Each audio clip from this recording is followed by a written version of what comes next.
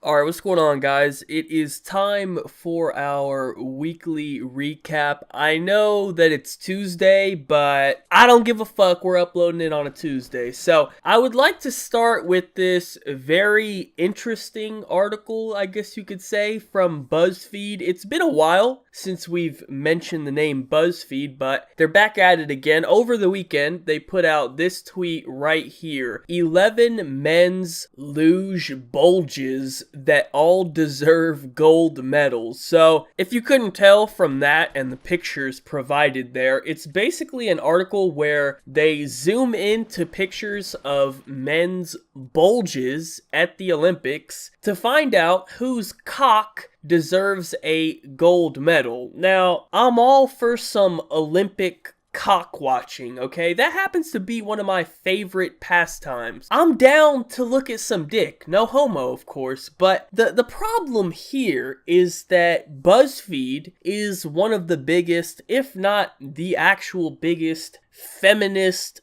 organizations in the world. All they ever talk about is how women are treated unfairly and they are objectified and sexualized and all that shit, and how all men in the world are cisgender, sexist pigs or whatever, all that stuff, right? You know what I'm talking about. So for them to put out an article like this is just so extremely hypocritical and ironic, really. I mean, I already put this example out on Twitter, but I really think it's a good example. So let's just imagine the roles were reversed here, and let's just imagine that the article were to say something like 11 women's volleyball asses that all deserve gold medals. Just imagine the feminist reaction to that. Just imagine society in general's reaction to that, right? They would be fucking pissed off. There's no way that would be allowed to get posted, right? No one would approve of this. But when it's about men, then it's perfectly acceptable, right? So that's the main issue here, but I actually have kind of a different question. I think my main question about all of this is,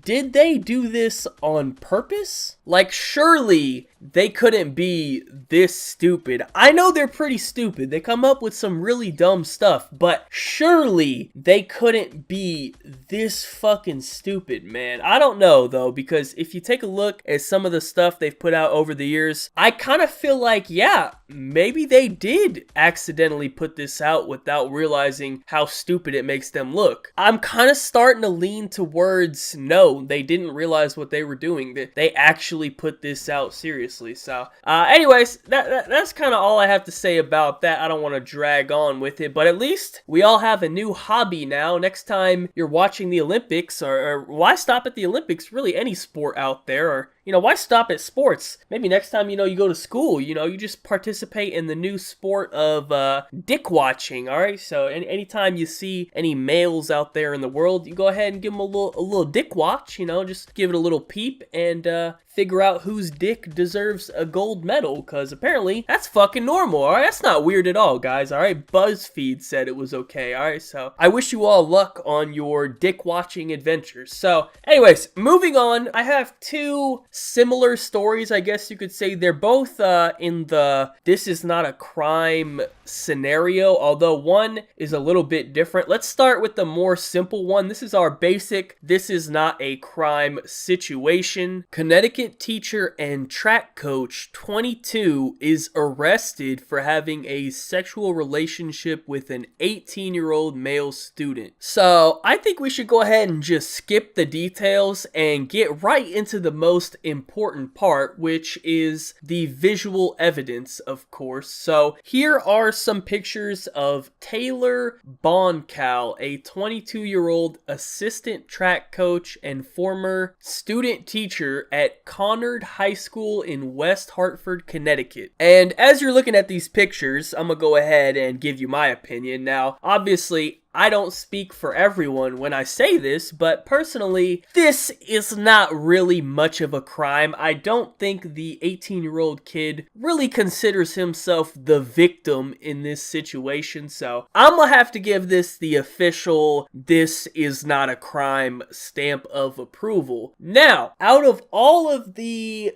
This Is Not a Crime videos that I've done on this channel, there's like 10 of them, I think. This situation right here is the most, well, no, not the most, how should I say this, is the least illegal and the least weird, if that makes any sense. What I mean by that is, we're talking about an 18-year-old and a 22-year-old. So first of all, they're both adults. If this wasn't a teacher and student situation, nobody would even be saying anything here, right? It's only a 4-year age difference. They're both adults. Like, this is not a story, right? But since it's a teacher-student thing, that changes everything, right? But in reality, it's not a big deal, because most of the time in these scenarios, it's always like a 26-year-old teacher or like a 28-year-old teacher and 15-year-old male student, something along those lines. Which, I'm not saying, once again, that the male student feels like a victim, because I even at 15, I don't think that kid's like, oh my god, I'm traumatized, I can't believe she assaulted me, you know what I'm saying? I guarantee you, he's fine. But still, 15 and 28 is illegal, and a 13-year difference is